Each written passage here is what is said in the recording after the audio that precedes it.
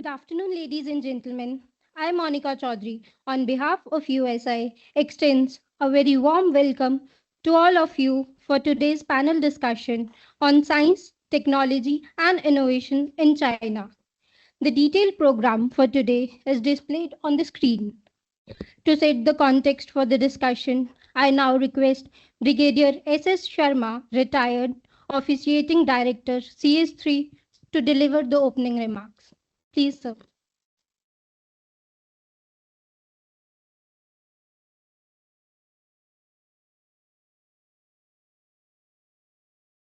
Thank you, Monica. Good afternoon, everyone. On behalf of DG USI and all of us in USI, I extend a very warm welcome to each one of you here. Today's afternoon panel discussion on science, technology, and innovation in China. First of all, I'd like to welcome our panelists today. We have a special guest, Mr. Ravi Bhoothalingam, today with us. Mr. Ravi Bhoothalingam has got 32 years of career in industry and abroad. For 7 years last, he was a moderator certified by the Aspen Institute, Colorado, USA, for its Aspen Leadership Seminars in India. Currently, he is a fellow of the Royal Geographical Society, London, Emeritus Fellow at the Institute of Chinese Studies, Delhi, and on the editorial boards of China Report and World Affairs. He also serves on the board of governors of the Global Risk Management Institute, Gurgaon, India, and is a registered mentor with Ashoka University, India. Sir, a very warm welcome to you. We look forward to your views, sir, on the discussion. Next, I would like to welcome Commodore Sushant Nam. Commodore Sushant is a gunnery and missile warfare specialist. He has served in almost, you name a ship, and he has served there, like Indigenous Frigate INS Gomti, Destroyer INS Delhi. He's commanded Minesweeper INS Kadalore, Corvette INS Kerch, and INS Dronachar and Destroyer INS Delhi. He has done staff course at Naval War College, Newport, USA, and also the Higher Command course at Naval College of Naval Warfare, India. He has been instructor at the Project 15 training team and directing staff at the prestigious Defense Service Staff College. The officer was appointed for the first naval attaché at the Embassy of India, Beijing, China in 2014. Presently, he continues to be a keen China watcher and an active participant in China-related seminars and conferences. Presently, he is working with DRDO on the war gaming, where he has already developed Arnav, and he is presently working on the war game Noron. We welcome you, Commodore Susan Nam, and look forward to hearing your views. Coming on to General RajShukla, sir. General RajShukla, sir, needs no introduction because he's been a very, very permanent, regular panelist with us here. We are grateful that in spite of his busy schedule and all his assignments, he takes out time, and whenever we call him, and last, I think, few panel discussion, we have been calling him very regularly. Sir, it has always been a treat to listen to you, a pleasure to listen to your views and take away a lot of fresh new inputs on any subject which relates especially to China, sir. So we welcome you, sir. And today, on this responsibility, we request you to take on as the moderator, sir. Today, we are going to examine a subject of profound growing consequence, the role of science and technology and innovation as a determinant of national power in the 21st century. Artificial intelligence, semiconductors, quantum computing, space, biotechnology, and renewable energy are no longer confined to laboratories and research papers. They are reshaping the global balance of economic and military capability. And in doing so, they are redrawing the contours of strategic competition among nations. Among the major parts, China's trajectory over the past 4 decades stands out as one of the most consequential transformations in the international order. In the span of single generation, China has moved from being a technology follower to a global powerhouse that now contests frontier domains with the United States and other advanced economies. This is not a story that unfolded by accident. It rests on a distinctive model, one that combines sustained state direction and financing, a determined buildup of indigenous research and development, active repatriation of scientific talent, and an evolving approach to intellectual property that has shifted from imitation towards protection and assertion of China's own innovations. The model carries lessons, but also cautions. Understanding its successes as well as its limitation is essential, not merely as an academic exercise, but because it bears directly on India's own choices. China figures in our calculus both as a competitor and in select domains as a potential partner. How India calibrates its own science and technology ecosystem, its industrial policy, and its strategic posture community, but our defense planners, our diplomats, and for our policymakers alike. With this in mind, today's discussion has been structured around two central questions. First, what accounts for China's transformation into a global science and technology powerhouse? And what does its model of innovation reveal about the sustainability of this rise? Secondly, what are the strategic and developmental implications of China's scientific ascendancy for India?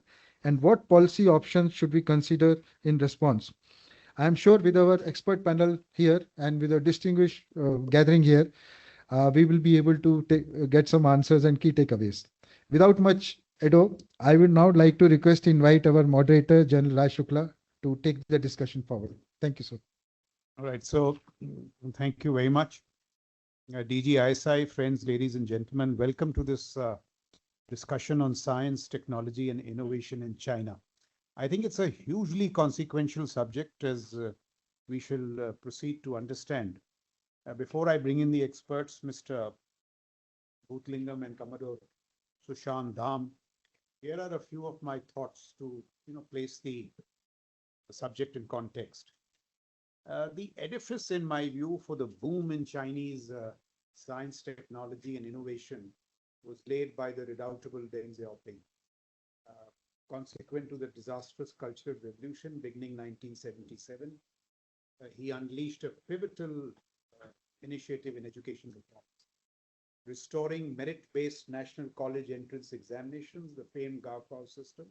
In fact, you must read a lovely article in Times of India, I think a week back on Pallavi, on why the Gaokao is succeeding, a test for 23 million, and why we are failing to do a 2.3 million test for NEET.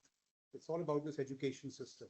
But also what happened was that Deng allotted focused funding for science and technology and sent thousands of scholars and students to Western universities, the USA, to acquire what he called a modern scientific temper.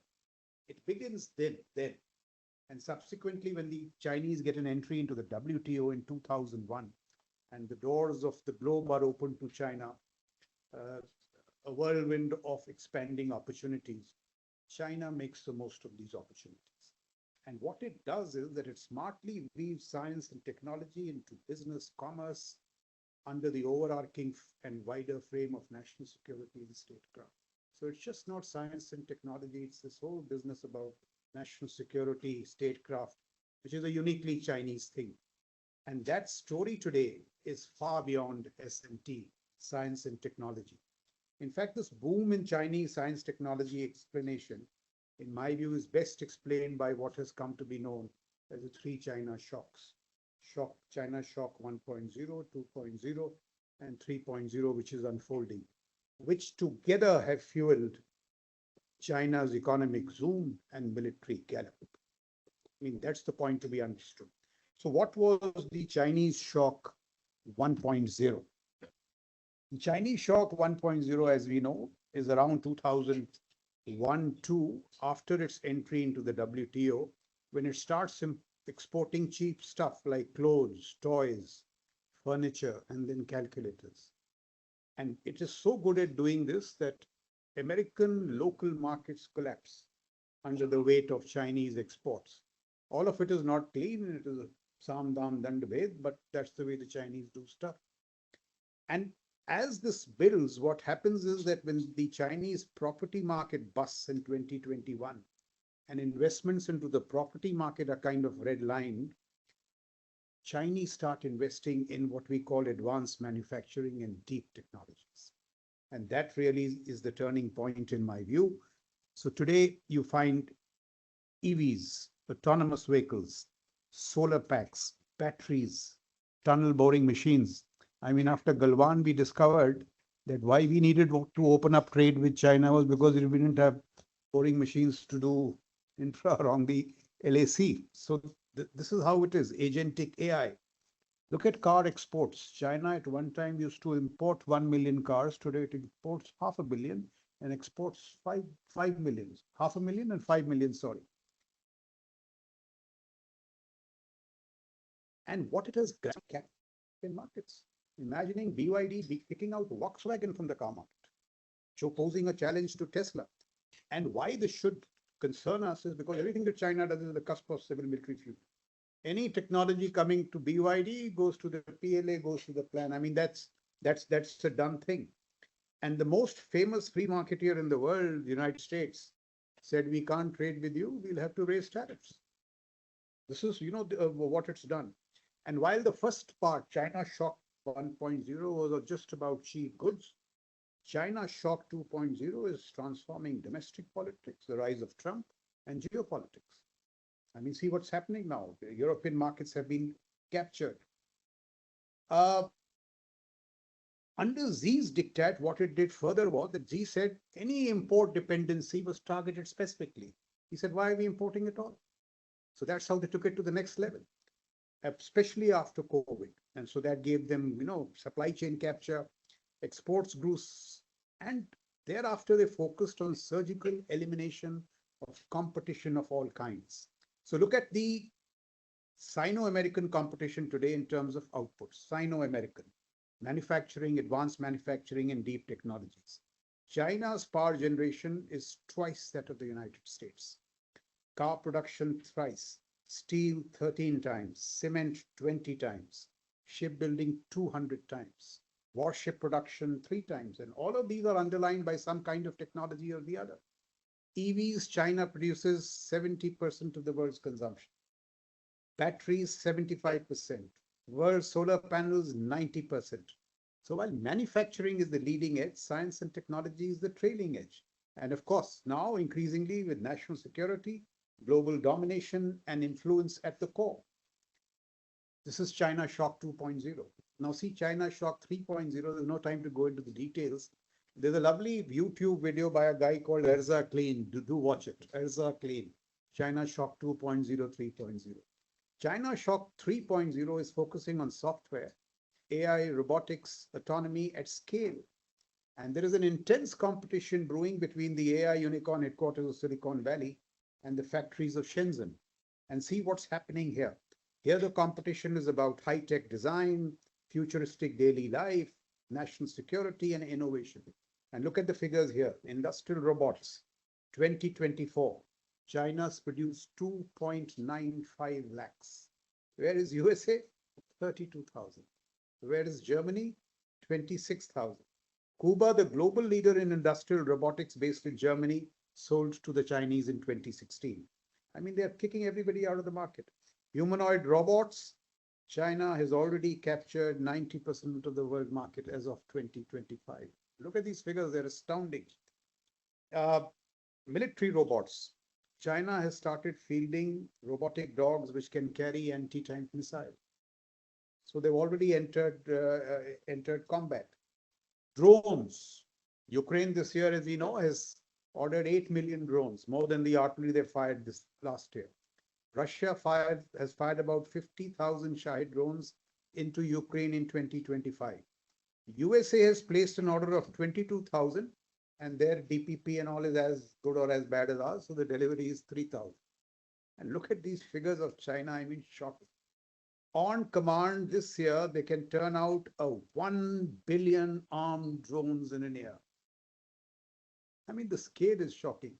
So what does it mean that an American aircraft carrier in the first island chain some years from now, by next year, could be hit by a mining million Chinese drones?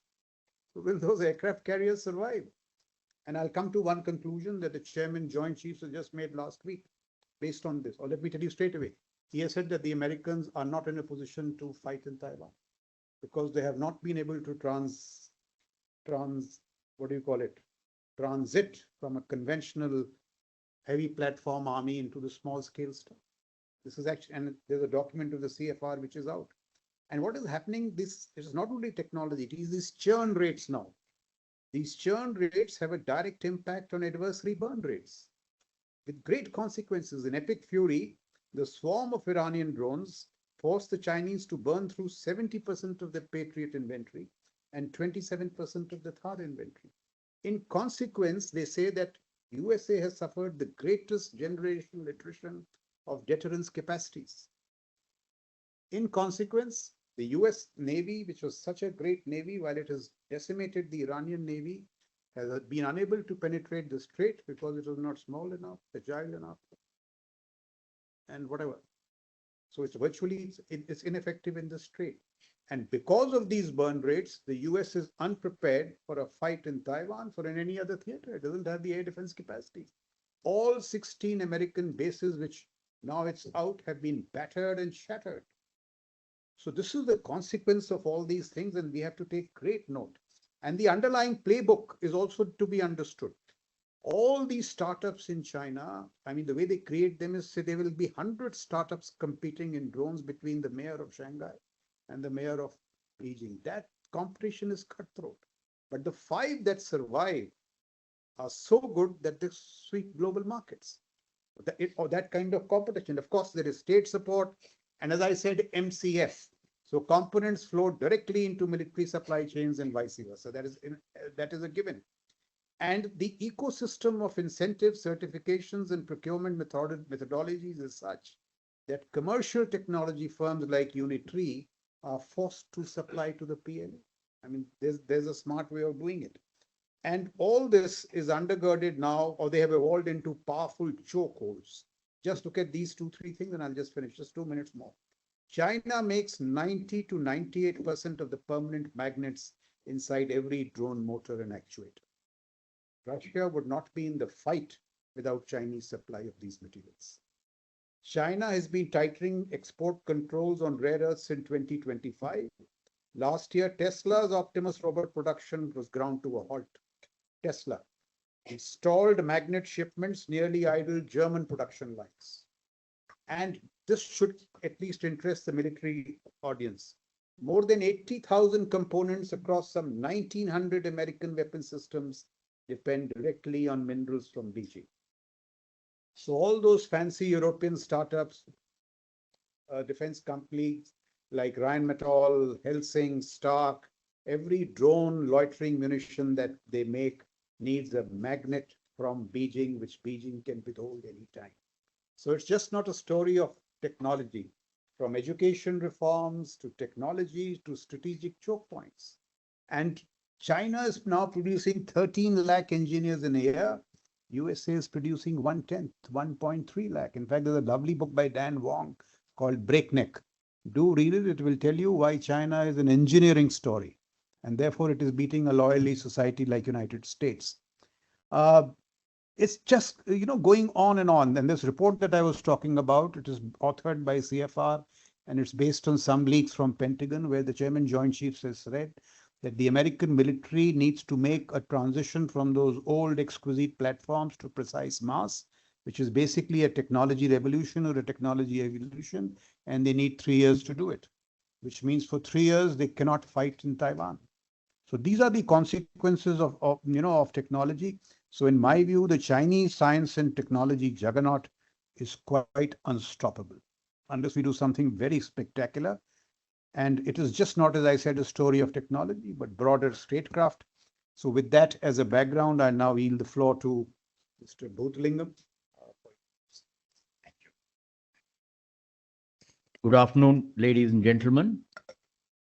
General Shukla, thank you very much for this invitation, which gives me the opportunity to return to USI after many years. But on the many occasions I've been here before that, I've always admired the quality of interaction and discussion here. Many years ago, I recollect that USI had a platform which brought together not only the armed forces, but industry, government, and academia. And we were just discussing that I think we need the reconvening of such forums to tackle the issues ahead. So having said that, let me get straight to our subject. So Today's session will cover China today in science and technology. This will be very brief because most of you know a lot about it. So just 2 slides. Then what made China get to this point? Its foundations, its roots, powering its development. Thirdly, a capsule on China's innovation ecosystem today and where it might go tomorrow. And lastly, of course, the implication and options for India. Okay, quickly, where is China today in the global science and technology ladder? An excellent study by the Australian Strategic Policy Institute, released late last year, came out after a detailed study that China leads in 66 out of 74 key technologies. And I understand just yesterday, I heard that that number has now been revised to 69 out of 74 in an amendment they have recently brought out at the end of June. Now, the study is based on a huge amount of high impact papers, looking at journals all over the world. I won't get into the factual details. Out of these 66 areas, the lead is especially noted in the physical, chemical, earth, and environmental sciences, which will be particularly important for many developments, particularly in defense. But the others, China is catching up very, very quickly indeed, particularly, for example, biosciences. Robotics, some of you might have seen the robotics Olympiad a few days ago. Absolutely remarkable work. The Quacquarelli, if I'm pronouncing it right, Simmons Index, QS Index in 2025 says China has the top 4 universities out of the top 20 in the world. 4 out of 20, I should say. And The Economist, a well-known journal, which is not exactly China-friendly, 2 years ago had a definitive article, China has become a scientific superpower. That was the title, and the inside story gave a lot of fact and detail about that. Now, where do we stand on this ladder? If you look at US, China, and India, quick comparison, taking this study as a base and some other indices, China has the largest STEM research base and the largest number of R&D workers. 2.6% of GDP is on R&D, and it has deployed a very large force for AI development. It's now leading in some areas of AI development, except the very, very frontier models. What is important is that it also has, as General Shukla said, developed the manufacturing base, the scale, and the linkages for connecting this science and technology further into industry, deployment, and products. Now, as far as the USA is concerned, its leadership is in high quality STEM leadership. Nobel Prize winners, etc. A very high ratio of R&D spending. And of course, it has leadership in some of the frontier technologies. There's chips, AI so far, and a strong financial system, which really is able to power this kind of growth. Now, India comes out as a land of potential at the moment. Youngest STEM talent. So it is a land of potential, as I said, but we need not be too pessimistic, because the study does point out that in 50 out of the 74 areas, India does feature in the top 5 as far as R&D is concerned. Now, that number 5 might be well below the numbers 1 to 4, but we are still in the game so far. Okay. The noted author George Orwell, who wrote Animal Farm and then 1984, said, "He who controls the present controls the past, and he who controls the past controls the future." And of course, he explains in one of his essays that whilst he was referring to the fact that most regimes all over the world rewrite the past to suit their own purpose, there is an important point to notice. Does the regime choose those parts of the past to build on for the future, or does it select items which later on may be found not quite as productive? Unfortunately, you need to move into the future actually to see what happens. But I think this is an important point we can keep in mind. Now, let's go back to that propelled China to be where it is today. Its culture of knowledge. Going back to Confucius, he is known in China as the first teacher because what he did was he brought knowledge into the public domain, not just for the elite and for the sons, not daughters, only sons of the nobility, but he expanded it and made it available to people at large. He also said, one of his famous sayings, "I transmit, but I do not create." So what he said is, I'm only a transmitter of knowledge. This knowledge has been developed by a number of people. I only transmit it. Why?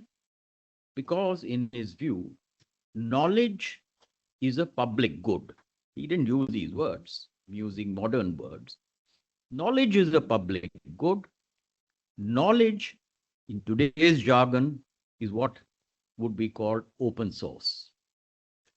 It is not a property right. It is not restricted. This was the ancient Chinese view. Then how did knowledge spread if it was not profitable to do so? They had a system of honors, honoring people who spread knowledge. And an example of that is in one of the earliest Chinese criminal codes. There is an offense of stealing a book.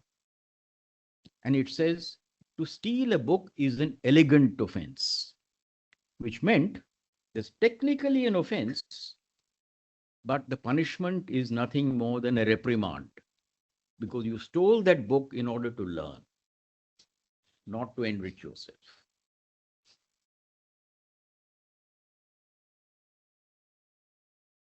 Joseph Needham, the famous scientist, and I had the good fortune of studying under him for several years overseas in Cambridge University. He compiled a book called Science and Civilization in China. I wouldn't say a book, it's actually 28 volumes. Pretty much the last word at that time in science and civilization in China. And he showed that over the course of 17 centuries, China had discovered no less than 256 distinct inventions, and not just limited to paper, printing, gunpowder, and the compass, which we all know of, but many, many others. I've given some examples. This is the rate of innovation of about 15 inventions per century, which is till then, till the scientific revolution, was pretty unprecedented. And again, this shows the earlier doctrine that knowledge and innovation were encouraged and propagated and I'll come to how exactly it was propagated by the state. This method has been researched by Professor Yasheng Wang of MIT, who wrote a book in 2021 called The Rise and Fall of the East. Now, East here is an acronym, EAST. E is for examinations. General Shukla just spoke about it. A for authoritarianism, S for stability, and T for technology. And his theory was that Chinese imperial governments throughout the centuries more or less relied on this formula. Sometimes it worked, sometimes it didn't work. Namely, examinations to select a meritocracy, uh, authoritarianism flowing from the emperor through this bureaucracy to govern the people, and governing the people for stability, not for war, though war may be inevitable at times, but social stability, which ensured a measure of development. And that development would come through technology. So, sort of fundamental structure of Chinese government throughout the imperial era. And when the when the communists came to power, they had the party organization, a method of long-term planning, and importantly for our subject, what were called the four modernizations, introduced as early as the mid-1960s, but because the Cultural Revolution intervened, it was implemented only in 1976. And of the four modernizations, number 3 was science and technology. The others being agriculture, industry, and defense. Very important to realize what they prioritized. So, with this background, I missed a slide. Let me go back.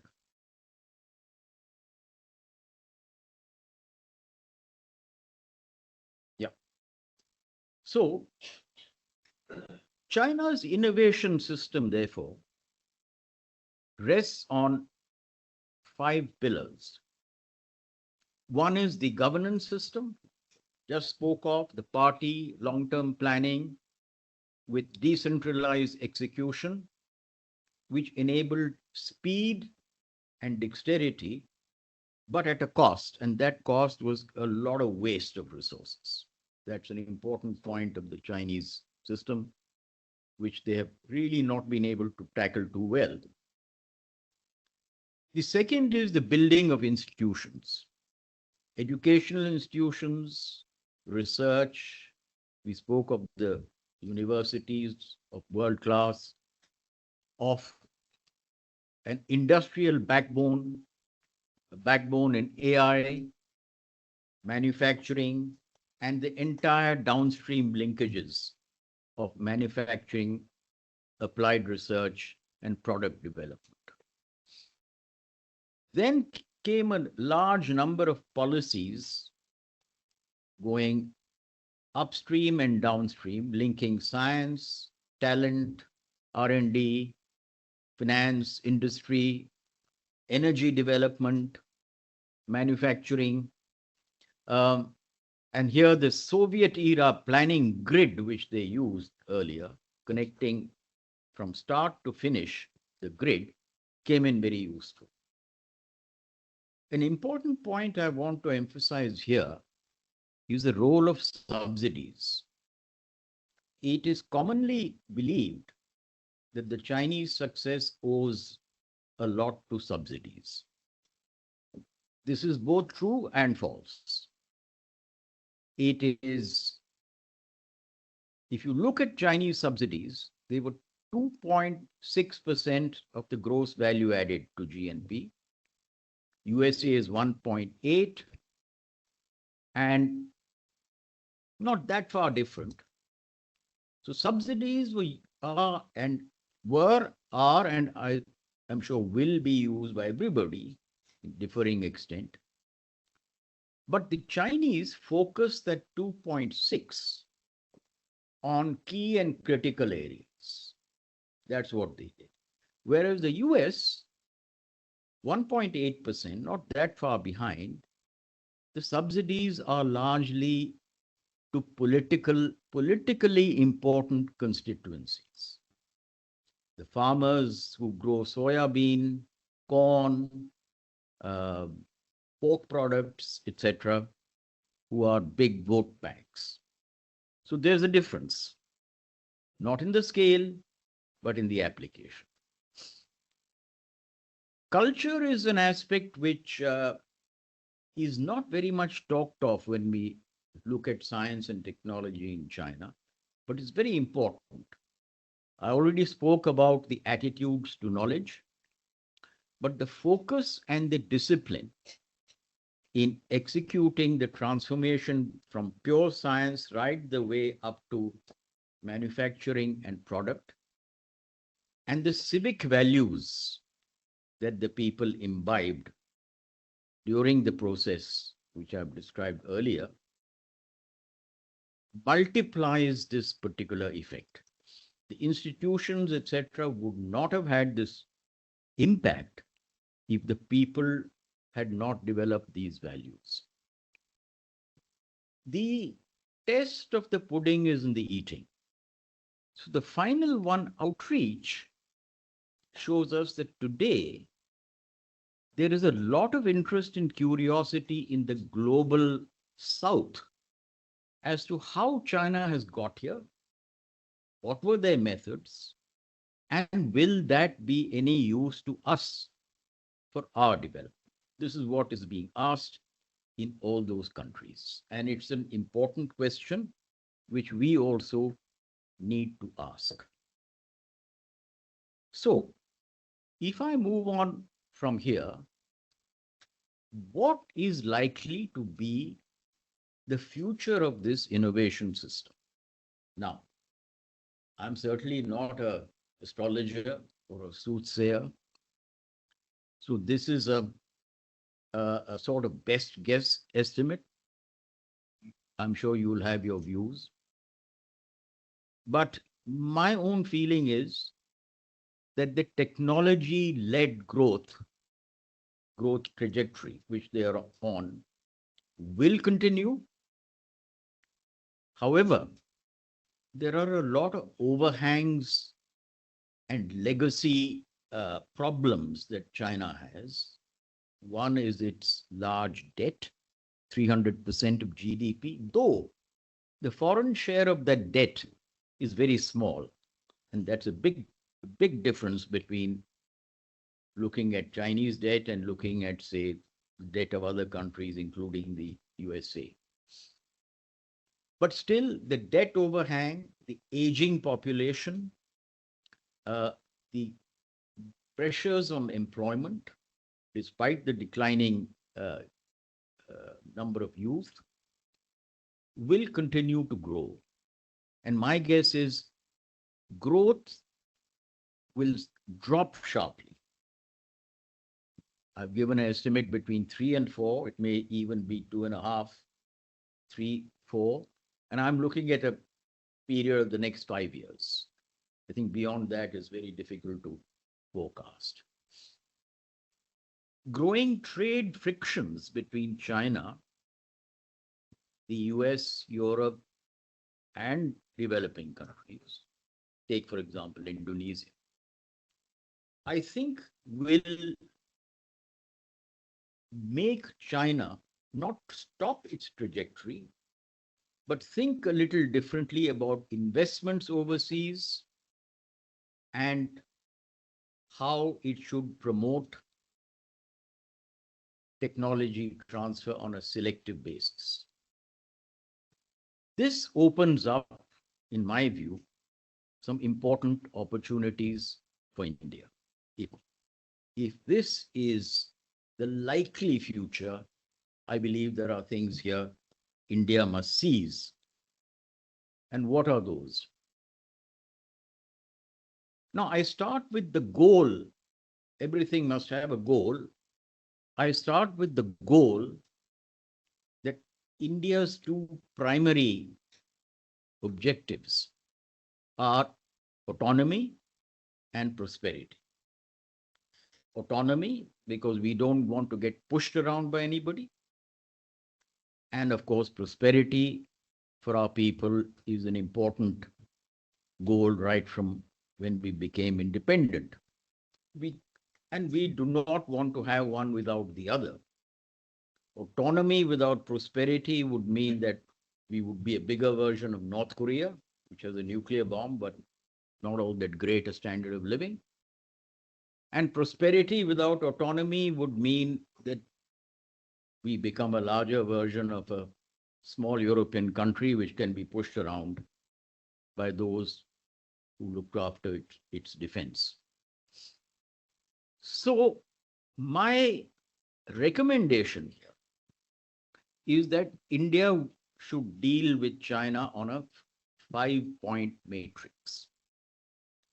First is economics, because we are as powerful as our economy is. And if we can achieve high rates of growth and keep them up, we'll be strong. If we don't, whatever our goal, we will not. So we need to attract much more investment than we are getting.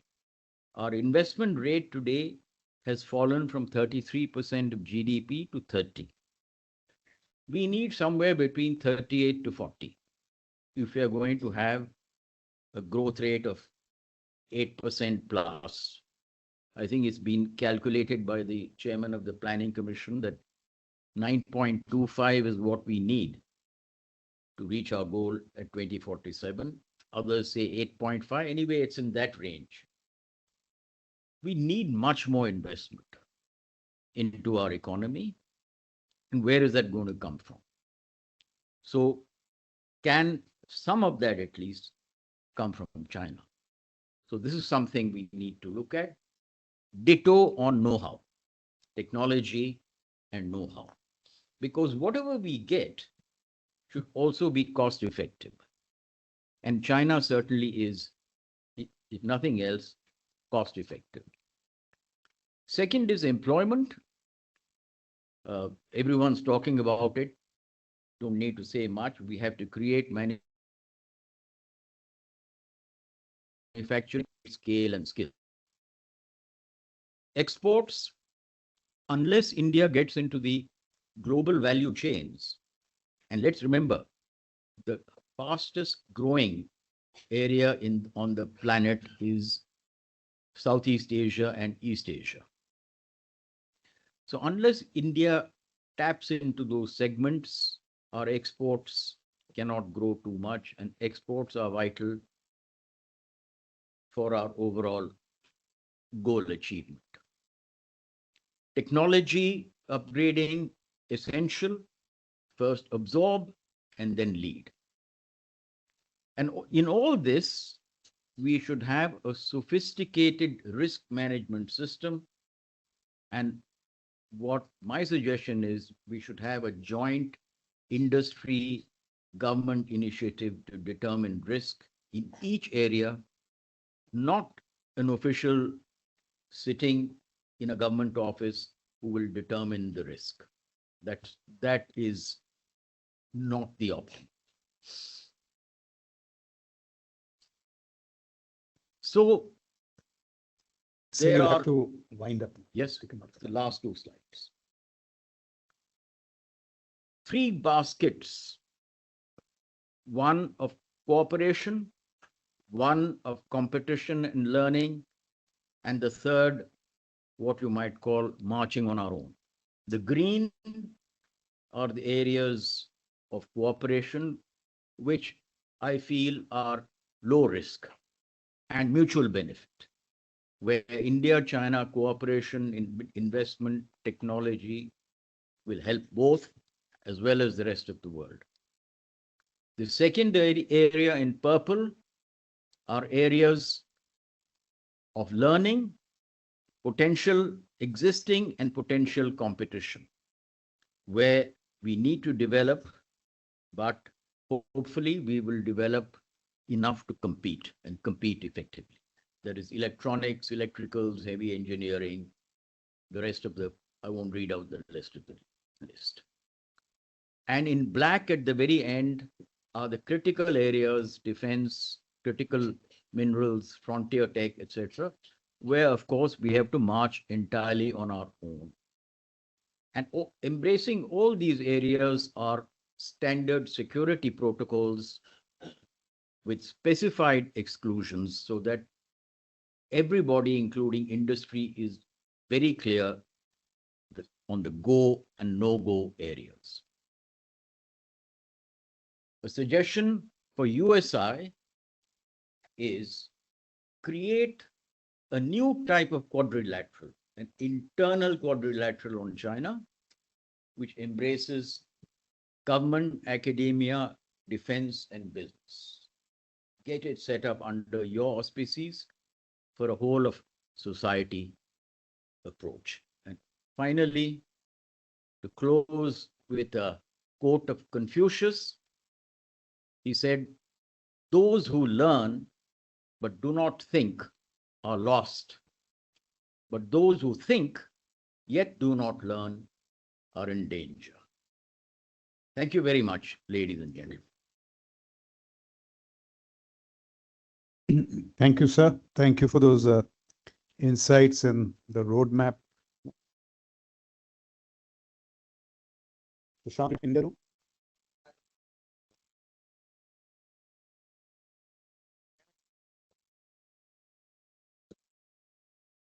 Thank you very much. A very good afternoon. First of all, it's indeed an honor to share the podium with distinguished Chair General RajShukla and the Speaker, Mr. Bhoothalingam, and also to face my mentor, Admiral S.J. Singh, who's been a shipmate, and my coursemate sitting over there, Atul Bhardwaj. Thank you very much. So I think the stage has been set by the introductory, framework by the chair and thereafter by the speaker, the first speaker. I'd like to try to go more into statistics and some more details to showcase as to where does China stand globally as compared to the other leads, and what is the gap between India and China. Aim is not to scare anybody. I remember I have been talking about some of the capabilities of China, the way General spoke over here, and the CNC got up and said, Dam, you're scaring the hell out of the audience over here. Then I said, sir, we must take the reality and, understand Chinese are, of course, not 10 feet tall, but we need to understand where they stand, and the gap is really huge, and we need to catch up. So my today's talk basically will be pointing towards emerging technologies and how India stands vis-a-vis China. And there are places where there are leads how to move forward. So as it was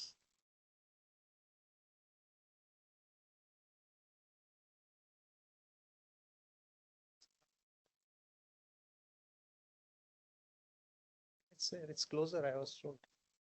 Yep. Okay.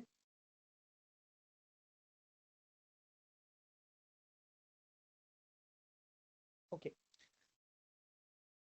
So basically, I have gone by 4 authentic documents from where I have tried to sift out what is it that we are looking at when we talk about critical and emerging technologies. One is, which has already been quoted, SP CET, that is the tracker, and the US government National Science and Technology Council report and Bureau of Industrial Security report, European Commission report, and in case of India, the trust document and the NDTSP and the Defense Science Technology documents, which basically define as to what is it that we are looking at. So if you see, the SP goes into quite a great granularity with 74 fields. But finally, when you merge them and group them, finally all the four reports, say, and the sources lead to around 9 to 10 niche and critical technologies, a bit here and there, subsets here and there. So I will broadly be covering on issues like artificial intelligence, quantum computing, semiconductor, conductors, biotech, robotics, autonomous defense and space, and rare earths. Some of it has been spoken about. I'll just pick up some more fine grains and try to give some examples. And in addition to this, I have added some of my more critical, capabilities that China has, and we need to look at them, which are not listed very clearly over here.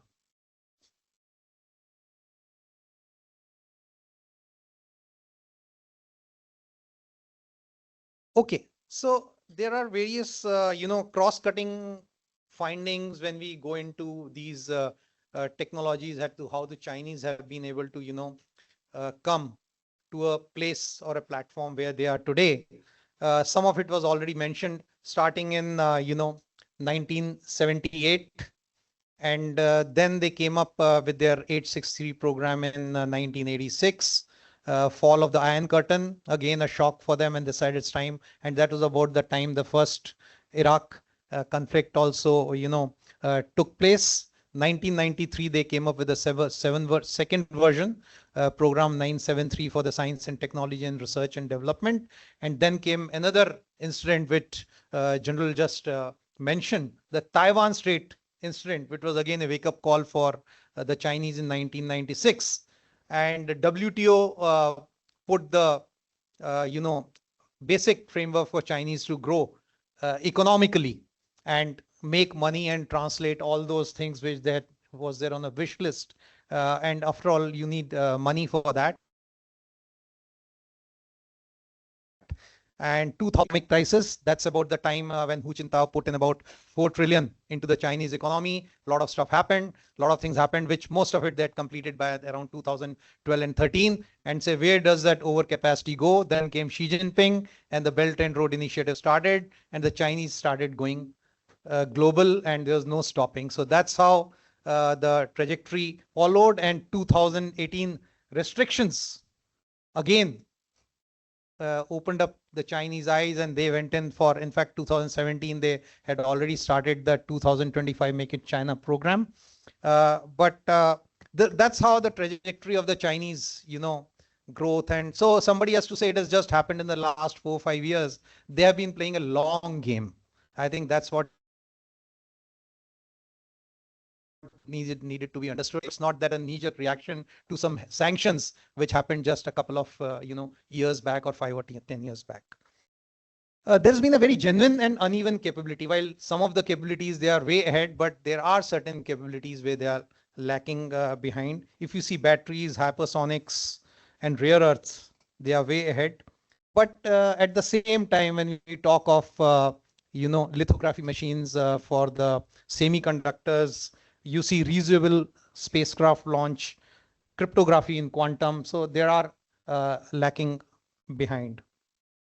As far as they are concerned, they have understood that resource control and manufacturing scale is a force multiplier, and they have gone full throttle on that.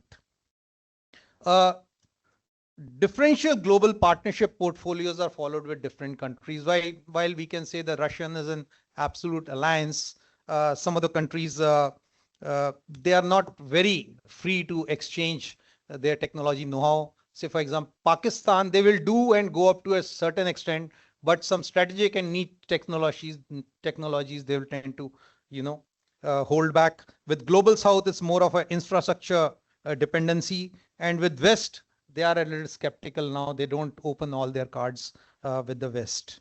Now, there is an issue like volume versus verified capability, which is quite obvious, and it is very easy to assess China based on those capacity, how much is the trade, how many drones are being produced, how many robots are there, things like that. But when it comes to the quality or performance of those equipment, I think there could be a variation of what the Chinese claim or what the Westerners they analyze and make out of the Chinese capability. I think the answer lies, if you moderate, somewhere in between, neither at nor at that end and neither at this end. So you have to apply your judgment, and that's where the challenge lies.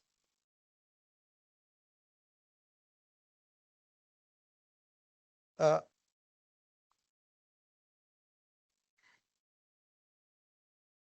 okay, so some of it has been covered. So if you see in AI, about 69% of the world patents are filed by China. But if you see they do lag behind in AI vis-a-vis EU or US. The investments, the private investments in US are much higher than China. Chinese are about 12 billion as compared to 285. That is 23 times smaller. But in China, it's more driven by government funding. So that balances it. As far as semiconductors are concerned, again, you'll see they have about 30% of the share, but they are in the legacy field. That is 14 to 28 nano and up. They have made some headway in 5 and 7 nano, and they are scaling it up. But when it comes to 3, I think they are nowhere. The limitation is the lithography machines and, what they still have to import.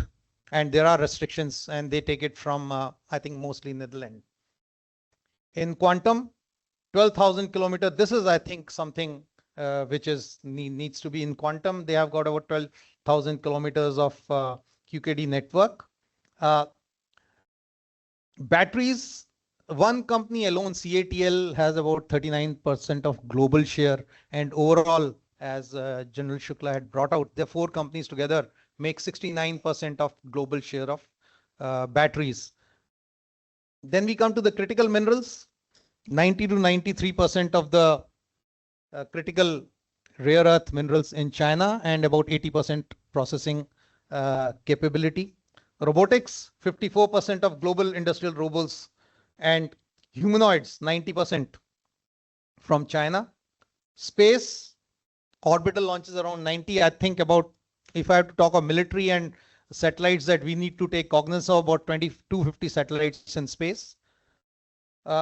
In solar, if we see that polysilicon forms 93% share that comes from China. So we can keep saying we will have solar panels. We may not take directly, it will come via Japan or some other 3rd or 4th route, but we'll have to take it. And the solar panels, 80% of the solar panels are made in China. So that's, if you see in the 2 emerging fields, batteries and solar panel, the dependency is around 80 to 90% on China. Nuclear, they are a lead, about 41 units. Shipbuilding, not listed in the emerging technologies, but 63% of the global construction orders for the ship, bulk carriers, container carriers, etc., are in China, and next to it is South Korea at 21%, and nobody there. The third is absolutely zilch. High-speed train, the Chinese alone have more than the sum total of high-speed trains, that is 320 kilometers plus in China alone. I'll be coming to a little more details over here. And maglev, 70-kilometer maglev, between which is about 450 kilometers per hour between the Shanghai airport and Shanghai Pudong airport.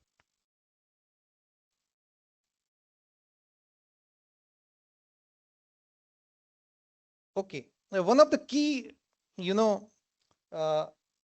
policy push that was given to, critical technologies was when they formulated Central Science and Technology Commission. It was placed even above the Ministry of Science and Technology.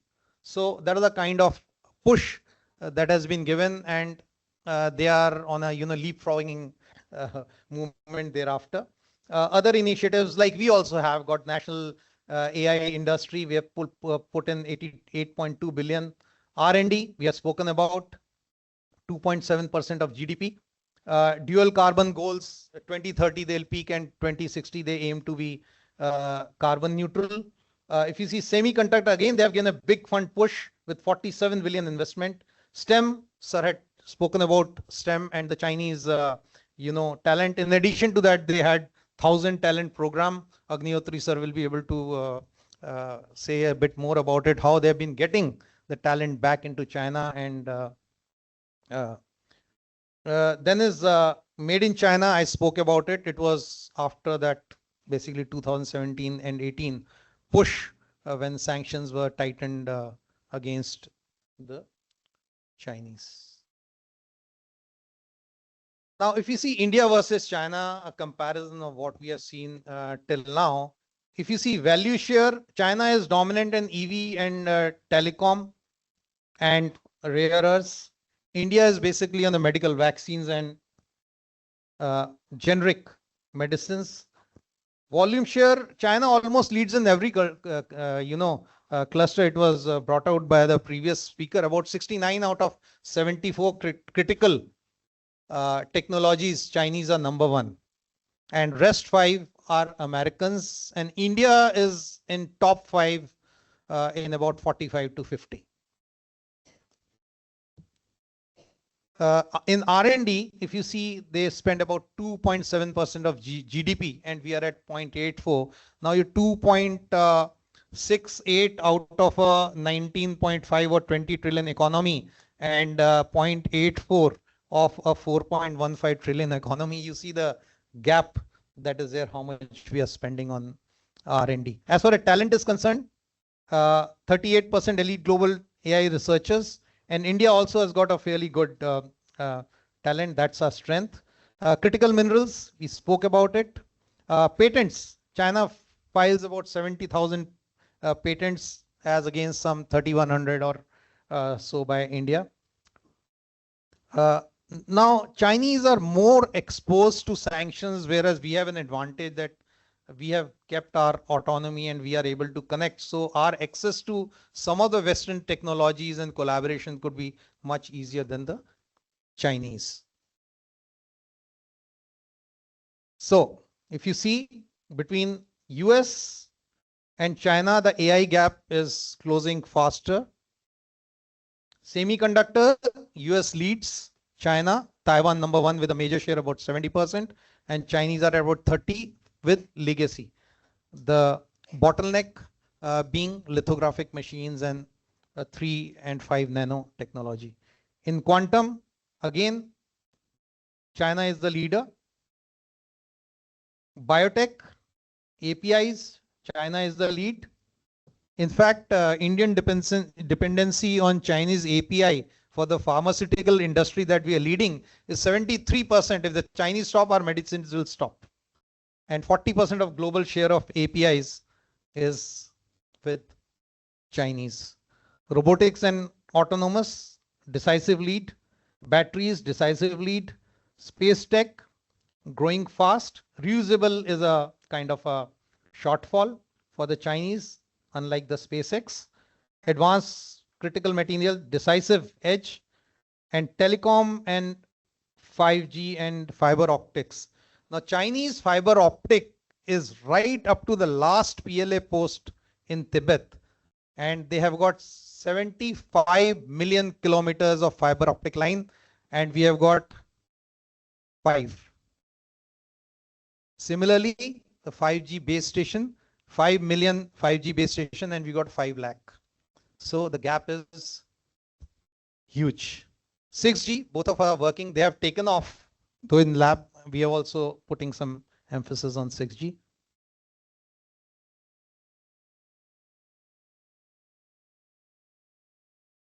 Okay, I will go ahead with this. I've covered.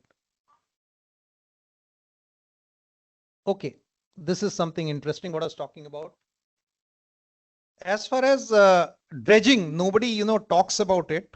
The super dredger capability in the world lies only with China and Netherlands, Belgium consortium. The top 3 countries, top 3 companies, Belgium and Netherlands cater for about 65% of the dredging capability. I'm not talking of dredging of the channels, and you say to the scale of island reclamation. That is the kind of, and Chinese are on number 2 and catching up. Now, if you see an average super dredger dredges about 6 to 7,000 cubic meter. Chinese have gone to 38,000, and the biggest one in the Netherlands around 42 to 44,000 cubic meter. We have hardly got. We have to get dredgers from abroad to dredge our channels. Now, what has it done? The next is, with that kind of a capability, they have been able to do island reclamation at a scale.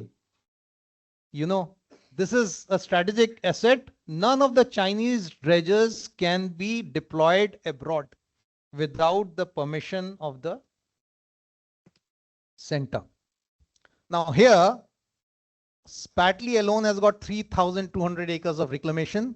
In last year, in Antelope Reef, in Paracel, they have reclaimed 1,500 acres, which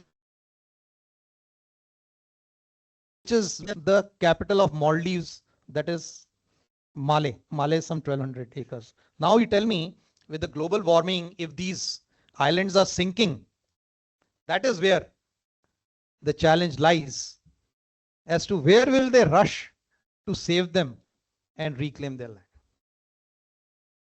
Now, data center capability, US at 60 gigawatts, Chinese at around 30, projected to be 120 gigawatts by the US and 60 by Chinese, and India is only at 2 gigawatts.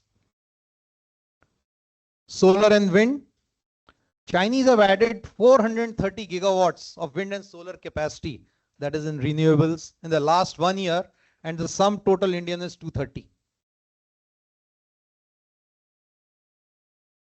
Shipbuilding, I spoke about 63%. Arms export, about 90% go to Oceania, and in our neighborhood, 61% goes to Pakistan. I'll just show you quick what you have seen. This is where I want to see the gap in the next 30 seconds. R&D, if you see, Chinese 812, and where India is. As my previous speaker had brought out, though we may be on number 4, 5, and seemingly in 50 traits at 5th position, the gap is huge. 2.7%, 0.84. At what you call patents, 70,000 versus 3,600. AI investment, 12 billion versus 1.5 billion. I'm talking of China and India. Industrial robos, 2,95,000, which General brought out, and 9,200. This is the battery share, 69% by the 3 Chinese companies. And this is where something alarming. If you see rare earth, it's all above 80%, 90% share. And they are holding the throttle of the world. In fact, they use this as a bargaining chip with the US last year, and US has to withdraw the tariffs. Semiconductor, 30% share, but yeah, it's a weak area. Taiwan leads. Orbital launch, and this is what is the mesh graph of China versus other top. I have finished, sir. Thank you. So we are now open to questions. Any comments, questions, anyone?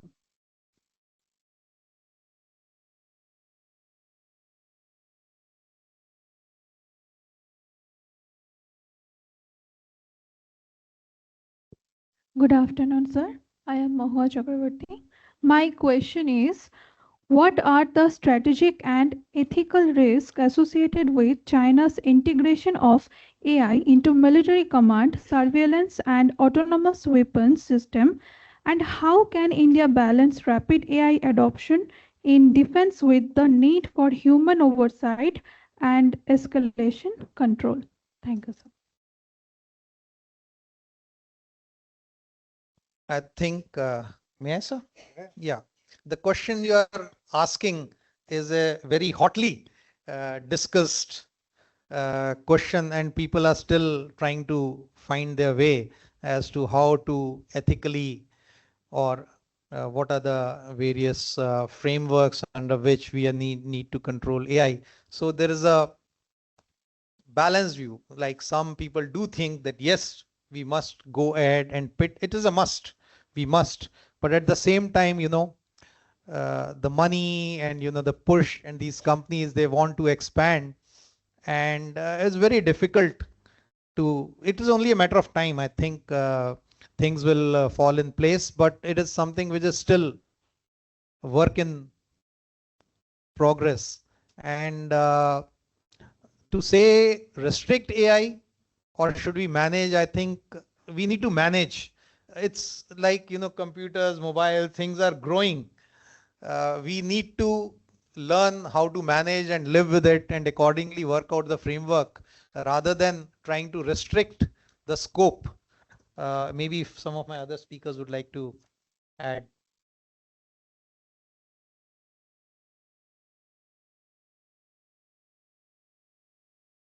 Thank you for that question. I'll attempt only the non-defense part because defense, I know very little. But it's interesting to see that this AI governance model is in many ways stricter, far stricter than the US. See, US has left it largely to the private companies to determine how AI will grow. And recently there has been a lot of panic on the release of Mythos, which has done all kinds of funny things. Now in China, there's very strict state control on these things. And China has come out with the AI governance strategy also, which it has extended to global South countries. And it has offered global South countries the open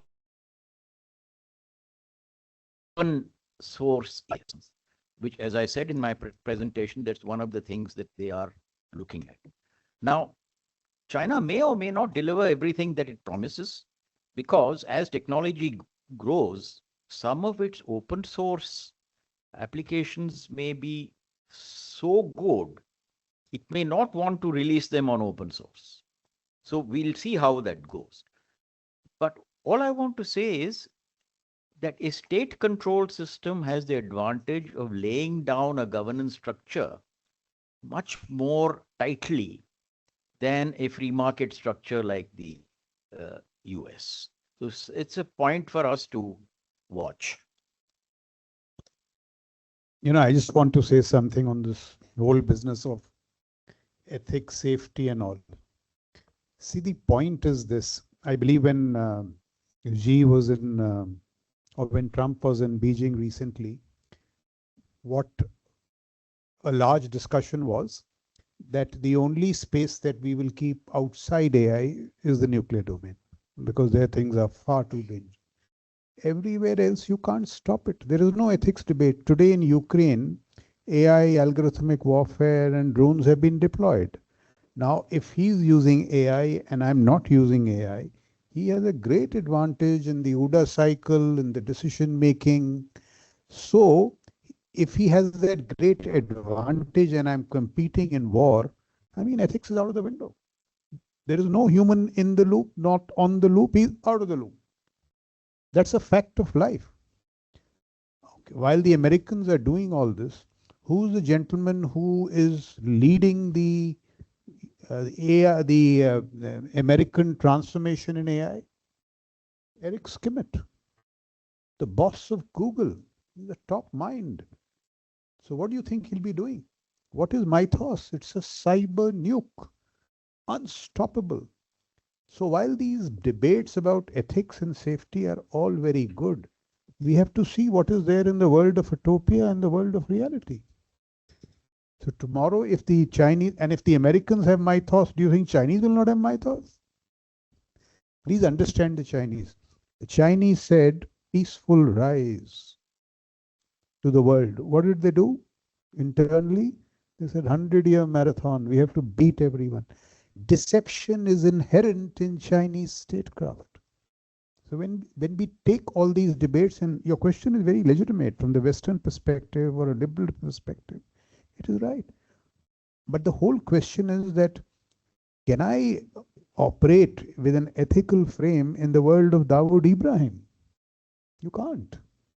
So while your questions are right, and wherever it is, humans must be the Lord, AI must be below, so nuclear domains and all. But if you extend it to the real world in these day-to-day, they will just not happen. Because that is the way it's playing out. And India में problem क्या है, हमारी ethics और safety की debate शुरू हो जाती है, कैपेसिटी तो बताओ कहाँ है पहले यार, पहले तो फुटबॉल खेलो फिर बात करेंगे. The LLMs of China, 500, 600 LLMs. I don't think we have more than one or two. You look at Skyroot, we launched the first satellite into LEO. All military capacities come from LEO. One or two, he's got 15,000, 45,000. So these debates have to be seen in that, whole perspective. Deception is built into the Chinese. So I'm very sure that they have everywhere, their whole AI. AI, we should not talk of future. There's a lovely book by Katerina Wilson called Project Maven. Do buy it, especially the young scholars here. And on this young scholars bit, I want to make this point. I was making it to DG USI. You pick up the last issue of Foreign Affairs. It's on war, because the world is at war. I was amazed. Out of the 16 articles there, only one is by a general, Patrius. The rest are all civilians, writing with such depth on national security issues that, they resonate with people like me who spent 4 decades. So it is such an exciting time. The civilian scholars here must write and push the military to do all this. You must not ask the military about ethics. You must ask about capacities first. बाद में आएगा ethics. So I have, that's my whole response to your question.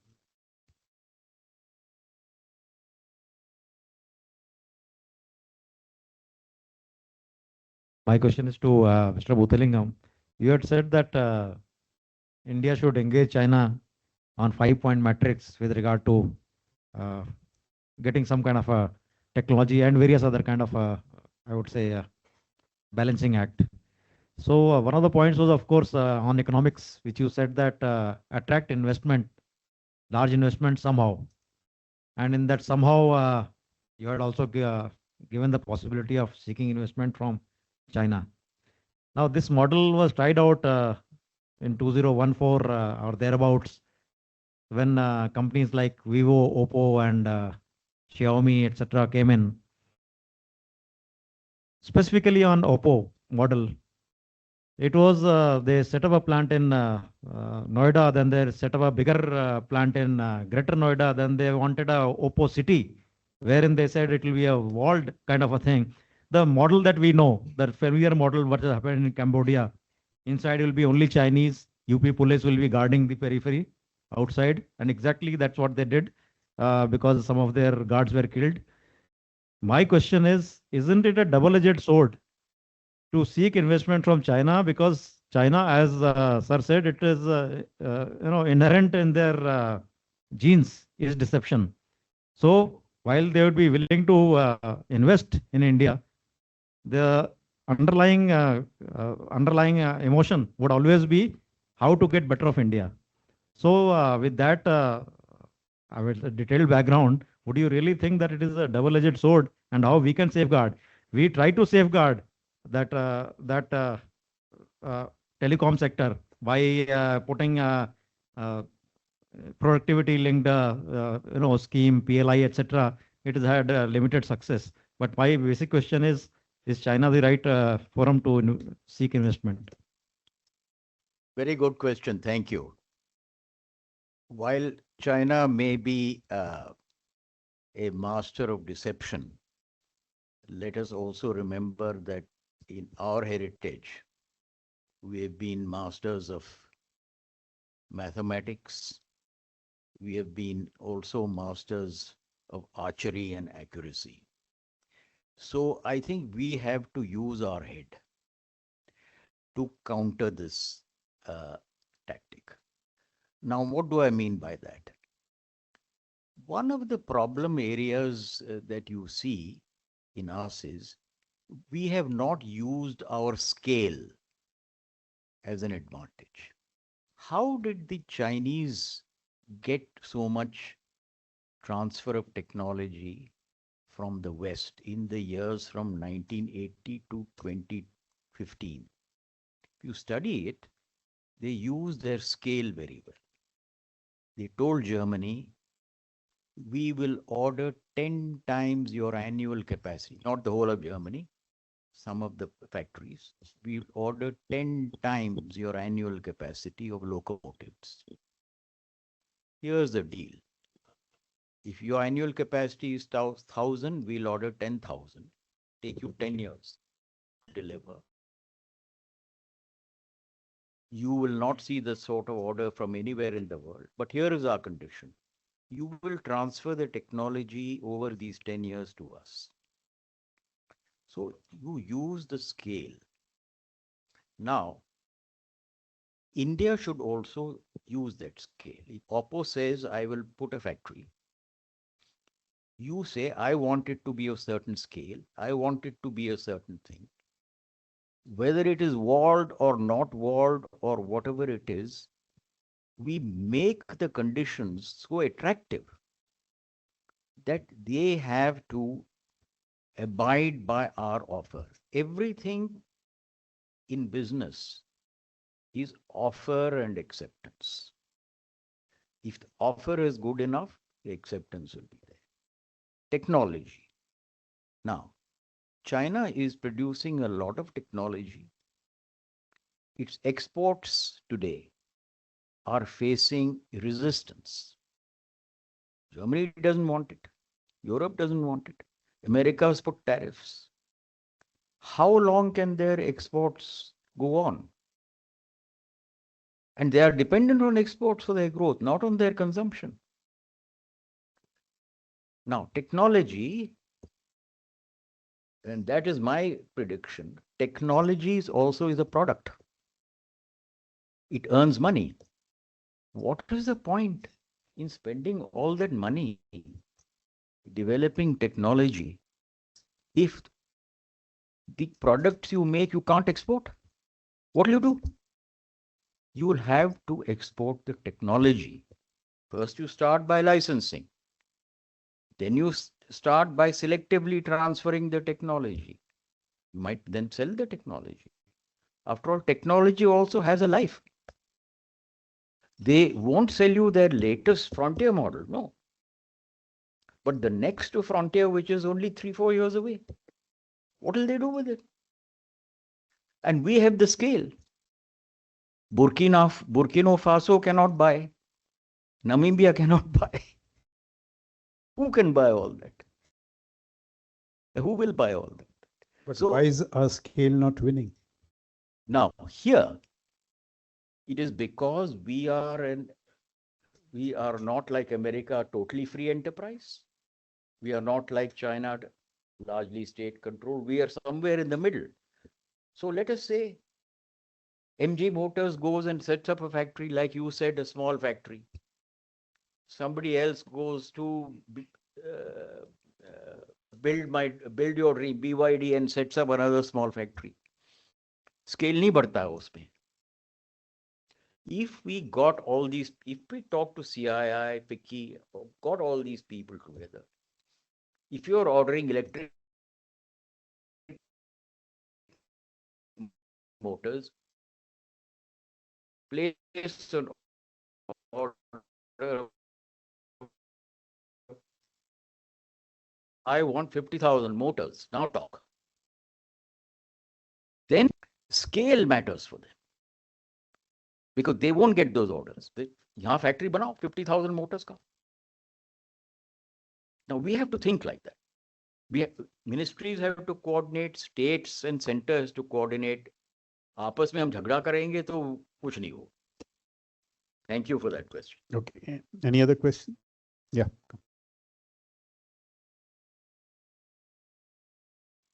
Thank you so much. My name is Shruti. I'm a researcher at a think tank called Carnegie India. I want to ask a question more on the what can we learn from China sort of part of your presentation, and is an open question to anyone. We're seeing that China is using open source or open weights as a strategy to sort of gain more leverage globally when it comes to, let's take AI, frontier AI. There's some ideas around why they might be doing that. You mentioned an honor system way back when, but right now, one argument could be they're trying to commodify models to maybe take a hit at American AI companies. Another is when you open source or you basically allow for so many eyeballs and so many developers to actually care about your technology, you get mind share. And that allows a developer, not just in China, but in maybe a Google sitting in their own time, allows them to tinker, have more ownership, and therefore maybe deploy that model. And so I think what China is doing is using not they're trying to focus more on deploying their model across the board so that more people adopt it and it becomes the industry standard. That's what open source has been known for in the past as well, right? I just want to know the panel's views on whether India should adopt that as a playbook. We know that the government is supporting some startups to build their own LLMs, and there is a government effort there. But is there something we can learn from China when it comes to open source specifically? Not just in AI, but even in, say, semiconductors. China leads on IP in a lot of the areas. India is home to like 20% of the world's chip design engineers, and we've been home to so many chip design engineers for a really long time, but we don't own the IP to chip design, which is why that's not an area we currently sort of lead in. But there are open source alternatives there as well, like RISC-V and basically technical standards that India could build on to slowly put out more chip design, design prototypes, and essentially over time create more IP. So the question really, just to summarize, one is there a view on whether India can take a page out of that playbook? Number two is there a role for policymakers here to support that ecosystem in India? Yeah, thank you.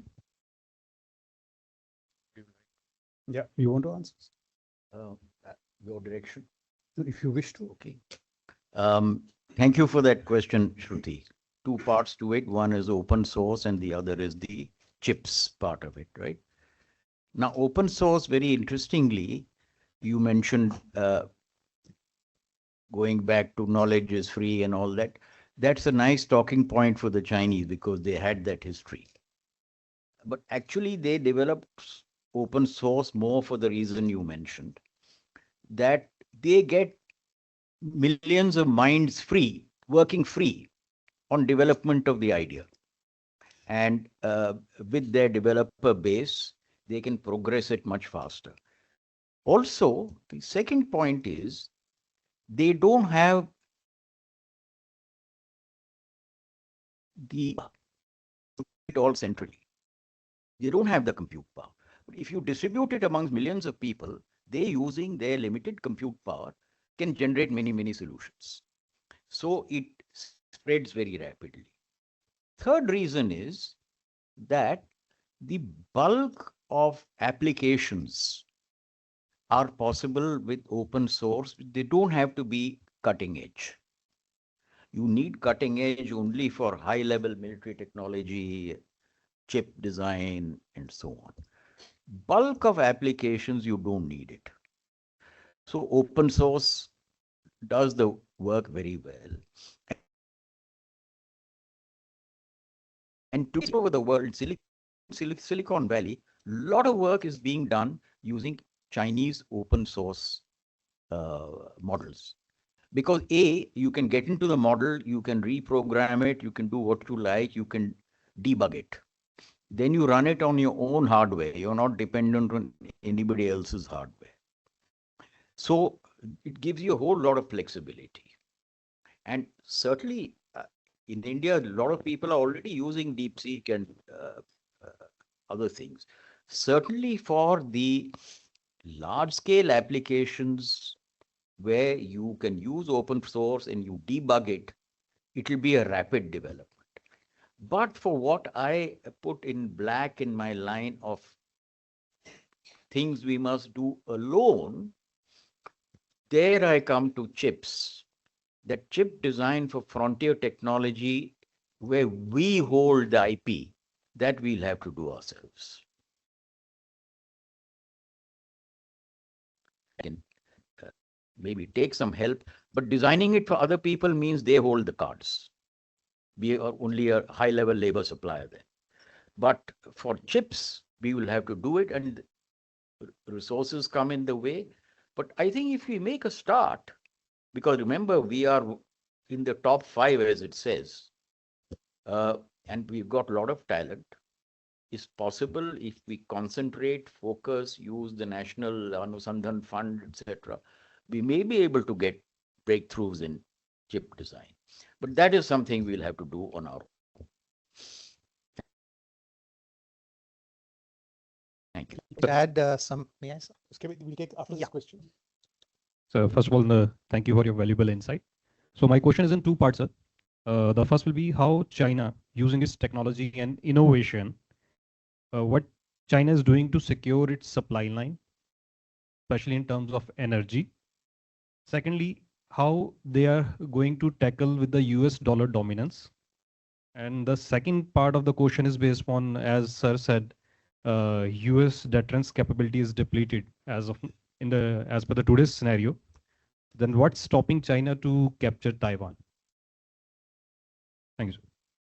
Yeah.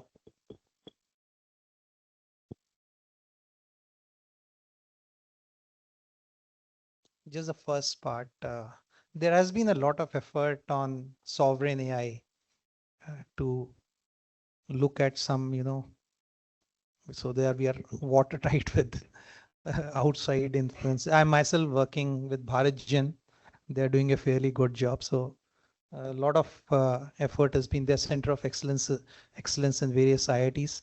But the gap is huge. The gap between the West and China itself, between AI development modules and models, about 7 to 8 months. The West is still leading. They also say that DeepSeek with itself has cut down the training time by 1/10 or something. Is basically it's riding on the gains that we got on open AI, and they took off from there. And more the consumers, the more the people log in, 1.5 billion plus open source, the better it will be, because that is the fuel for AI to grow. So the three questions you will be taking any. So the Taiwan issue is something, let me start with being a military man. If you see China's, strategic priorities, number 1, domestic stability. Number 2, Taiwan. Number 3, Korean Peninsula. Number 4, South China Sea. And then thereabouts, the rest of the world and our LAC and the border that falls. It does not, again, I may be wrong, but it is at tier 3 or 4. So India, China, LAC and border dispute doesn't figure so high as we think from our point of view. It is one of those regional issues, but not a global issue from them. It's been quite spoken based on various indicators when Xi Jinping has laid down some, timeline. Somebody says, 2027 or 33, but that is the one his next term, or 33 he'll be ending his term. He wants to do something, and 2049. But I think it's a matter of time that Chinese would like naturally to get fused more and more when their relative combat power or their positioning is such that Taiwan falls in line, unless they try to break away, or somebody else, say the United States, which would have liked to, they were talking about it, but after seeing what has happened in Iran and the current US Israel conflict, it's a challenge. At the same time, the Chinese also are a little skeptical after seeing that, power parity between Russia and Ukraine and how they have been able to hold up. Is it the similar situation? So is it a kind of a deterrence in going ahead? Should we put your medal or this thing? What is the parity between the combined strength of United States and Israel on one end and Iran on the other? And what's the parity between the superpower Russia and Ukraine? And 5 years plus it's going on. So the end game is not very clear in the desired end state, but I think they would like to go into natural amalgamation.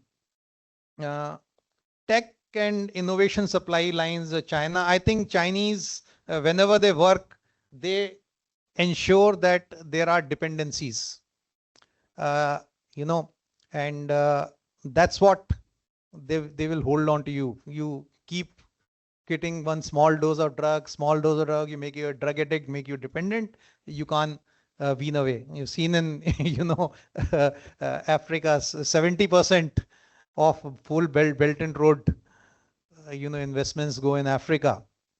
So they nurture the countries. It'll come naturally. Supply and demand, they have the scale. 19 trillion economy, exports, Belt and Road initiatives have, created those dependencies globally with the, developing, or I would say underdeveloped or LDC countries. So it's very difficult. Everything is at a cost, and it was just brought out in the first question. When you in international relations, everything is a double-edged sword. Whether it is China or United States, I think we are equally hurt by, both sides. So you have to have your guard up and be at a position of strength when tariffs are laid and you stop the critical and critical earth and those kind of supply lines. They did to Japan in 2010, but then they were means more when the Japanese tried to take charge of China. They started their rare earths. They fell in line, but it was more broad based. But the Chinese have learned over a period of time. They have been very selective, and they want you to come to the negotiating tables and try to the position strength. What was the second part of your question? US dominance. US dominance. Dollar. Okay, I think we've run to the end of our time. We'll just take one last question and then we'll wind up. Anybody else?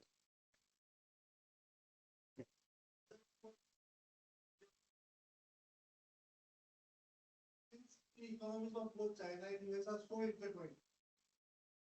Does the US actually want to conflict with China, and conversely also does China want to conflict with US? That's the first part. Secondly, is Taiwan just a leverage or a facade, or is it an actual conflict? Because like Commodore Sushant said, China does not know how much resistance Taiwan will give it back, just like Ukraine and Russia. However, now, but the issue has been there for the last 50 years. If China actually wanted Taiwan and did not want it to be a petroleum zone, it would have captured Taiwan long time back. So I think it's both it's a leverage that is used by both the sides to keep each other in check. Both US and China. Yeah, you have a question. Regarding the environment part. So it is very important that rather than being realistic in committing to and adaptive to global climate change. For example, such as China's global carbon goal with a peak in 2030 and net zero in 2060. But when it comes to India, it seems to be rushing, for example, for the goals of phasing out carbon, T20 adaptation, mandating green certificates for industries. So is it harming capacity building and the goal of what phase in global setting? Thank you, sir. So I'll just, all the issues, electrical safety and extremely interesting art. For me.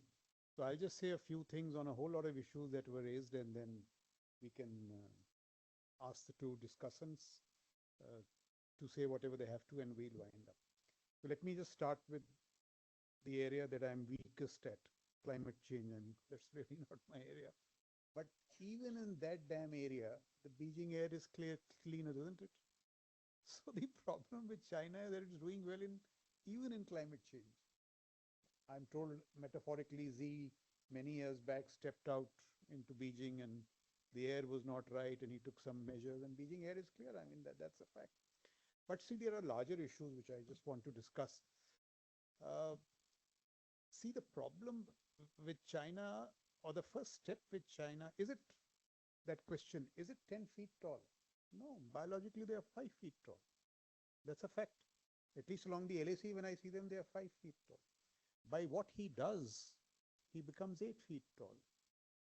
And by what we don't do, we make him 10 feet tall. Now, can you blame him for what he does? Can you blame him for what we don't do? Well, that's what makes him 10 feet tall. Now, that is the question we have to address. And why we have to address? Because China, unfortunately, is not tucked away in Latin America. It is right there. I am very clear that the Chinese know that there is going to be one tiger on a hill. It's India or China. Therefore, our fight with China is existential, which means that we don't need to get to war. But if we don't build all these capacities and we lack all these capacities, there will be no deterrence and we will invite aggression. So therefore, we have to be very serious about China. And the first step to be serious about China is to be honest about China. It's not 5 feet. I mean, Iran has survived a superpower. अगर हमको भी ऐसे मर मर के survive करना है, we also will survive. 4 missile यहाँ गिरेंगी हो गए, 2 लोग मरेंगे, फिर भी लोग जिंदा है. That's not the point. Can we mount an intelligent, sophisticated response to China? And there we have to be honest. And here, in my view, let's first drop these Western narratives and excuses. So there was a lovely book by Tom Orlick, which said China, the bubble that never pops. Do read it, especially the younger one. And he was talking of a cottage industry which had developed in the West, predicting China's fall every season. And China hasn't fallen for the last 40 years. So there is something solid about China. Now, what is that something solid about China we have to see? 1.0, we said, or the West said cheap labor. Then he said he copies. Then he proved that he doesn't only copy, he innovates.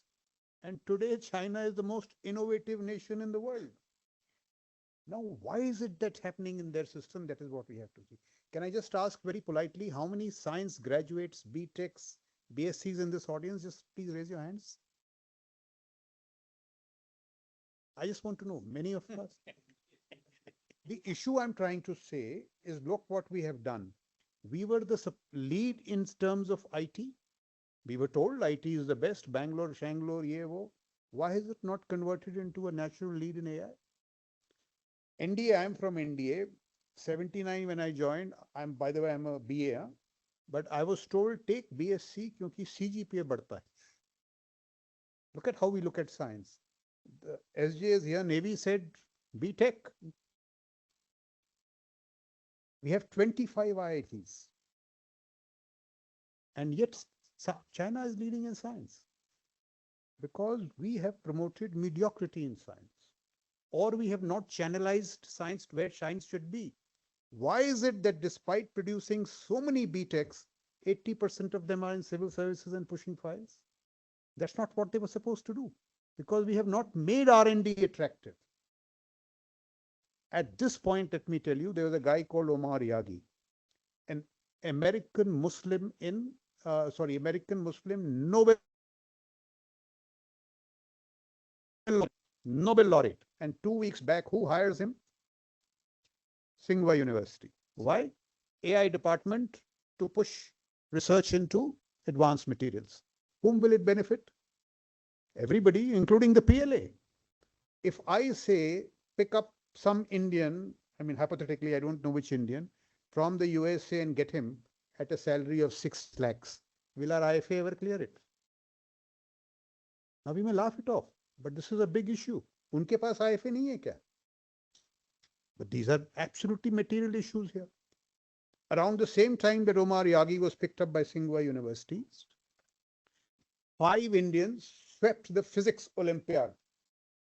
It was all over the news. On Twitter, every platform, those are guys I know. I said, take those 5, get 1 into DRDO, 1 into the Office of the Chief of Defense Staff, 1 into the Raksha Mantri, 2 give them to the Bangalore startup ecosystem. But I've been in the system, sir, ये नहीं हो सकता. अब Umar Yagi भी नहीं हो सकता, ये भी नहीं हो सकता. तो ये जो 5 हैं कहीं और चले जाएंगे. This is that 3 feet tall and 2 feet tall argument.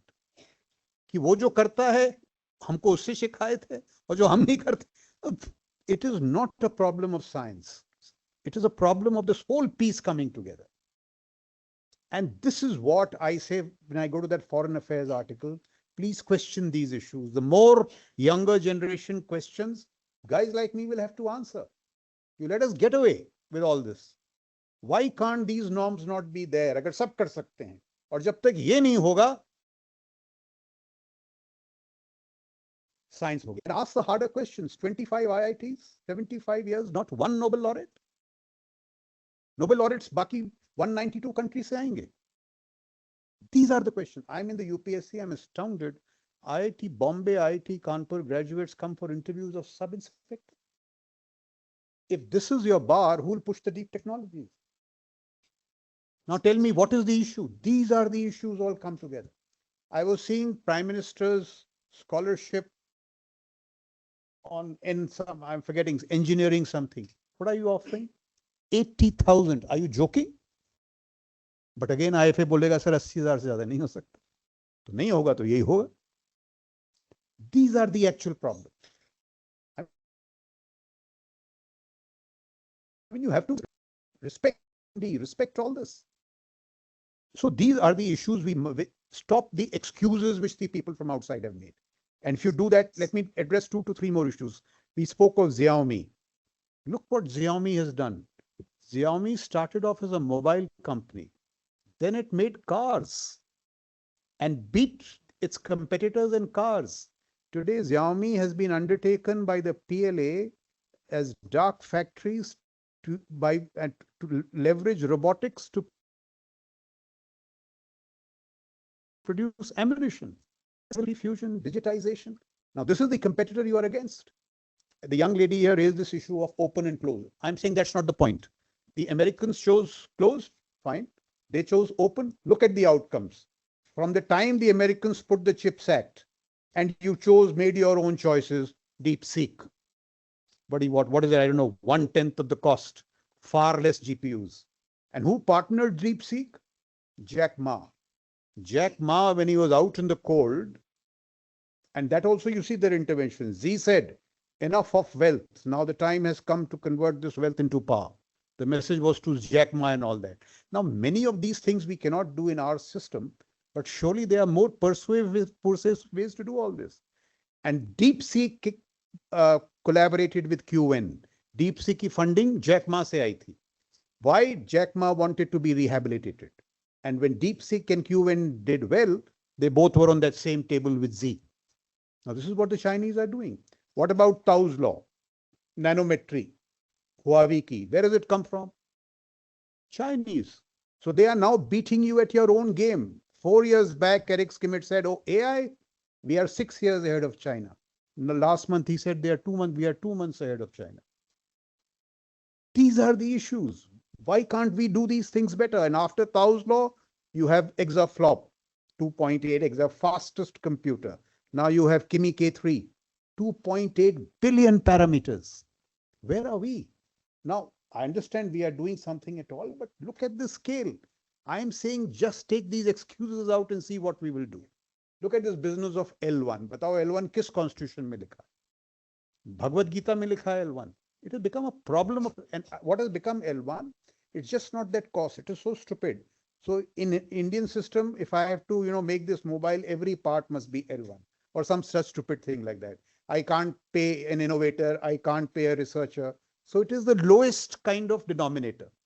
The Chinese do ulta, H1, Omar Yagi, highest. How do they bring cost down? By scaling up, as Sir was saying. So is L1 right? But I'm also in government. L1 to is become the solid thing.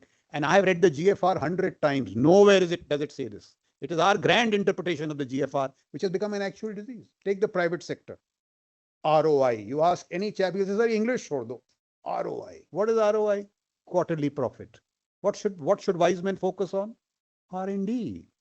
I'm just quoting, I saw this, somebody sent this to me as a personal message. There is no po nanotechnologies. Gangadhar Reddy, quantum physicist. He's worked under a Nobel laureate, Dr. Richard Smalley. He does carbon nanotubes. He got a $3 billion some investment. He's begging for government investment. What does he do? 8% of his profit into R&D. The other day I heard Sarvam, we were talking of frontier AI. We are making a mistake. You must be in the impact game, in the diffusion game. You also must be in the frontier game, or you will be nowhere. Sarvam chap said, give me $10 billion and I will give you frontier AI. Why can't MOD give $10 billion? But I've been in MOD, वो पूरी reasoning होगी sir हम एक पैसा नहीं दे सकते कहीं और से आएगा. Now it is these kind of issues, and I am very confident a time has come that if you raise these issues, these will happen because they are utterly stupid. But we must make more of these arguments in a nice manner, and the younger crowd here must make these arguments. Those 14 articles in Foreign Affairs must start coming out in India. It is these kind of issues if we address. I mean, we can do all these issues. Look at the global metrics of technological innovation. Have you heard of a guy called Fedorov? Fedorov was the Ukrainian digital affairs minister, also the defense minister. You know, he was sacked by Zelensky. Why was he sacked? Because he was in conflict with the Ukrainian chief of the military about the pace of technological innovation in Ukraine. He said it's too slow. So first he was sacked, then there were street protests, and then Zelensky was sacked. And now a general has come, new general, who is technologically savvy. So my problem in our country is the calm. Jo itminan hai, usi mein problem hai. Why are these debates not happening? Only then will you go ahead. And I'm giving you metric after metric to do this.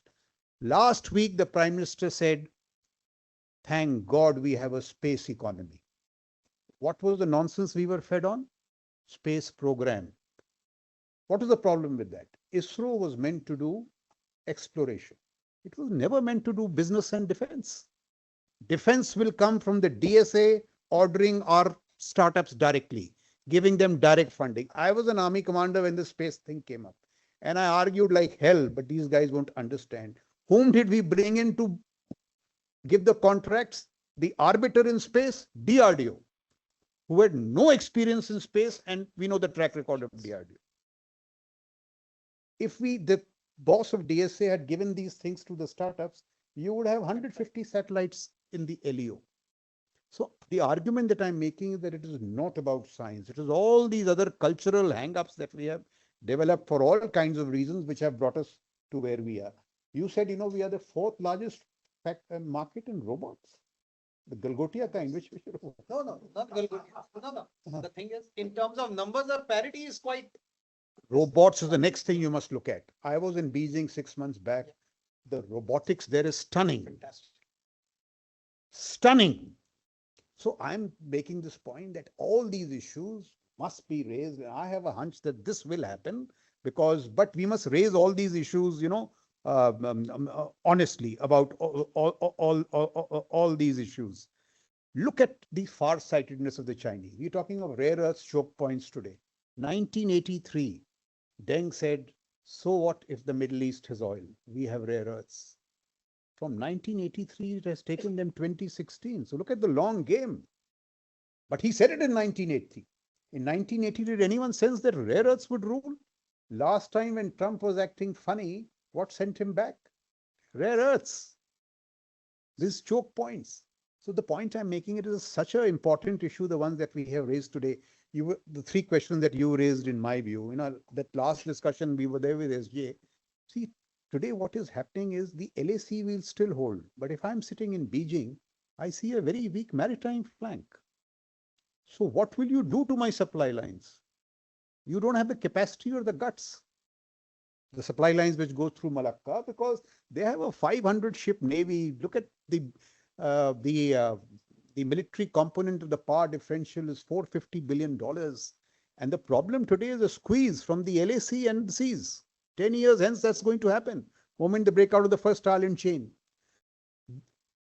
Is it that the Chinese have no problems? Of course they have a problem. Can they do Taiwan? They have all the technology. They have a rocket force. The Americans have munitions, this, that. But the good news for us is that Xi has had to sack 100 generals. There are 5 theater commands, both the boss and the number 2 have been sacked. Can you imagine our case?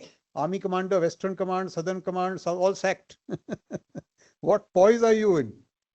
In the Central Military Commission, out of the 7 guys appointed in 2022, 2 remain.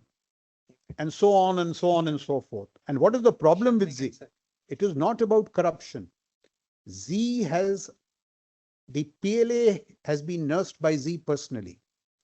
I remember in 2012, 2014, I would wonder how is the head of state spending 2 days in their infantry school, 2 days in their aviation school. यहाँ army commander को time नहीं मिलता है एक दिन वहां जाने के लिए. Head of state, he was nursing them.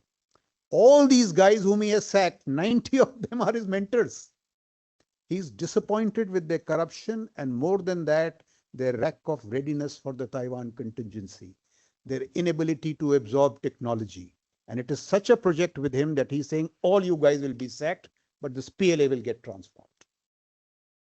Now, once those 100, he gets the, I don't think in the current position he can do it.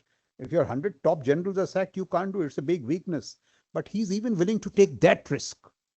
So 6 years hence, when the right people are restored, what he started doing of late, he appoints a chap now, he watches him for 8 months and then confirms him.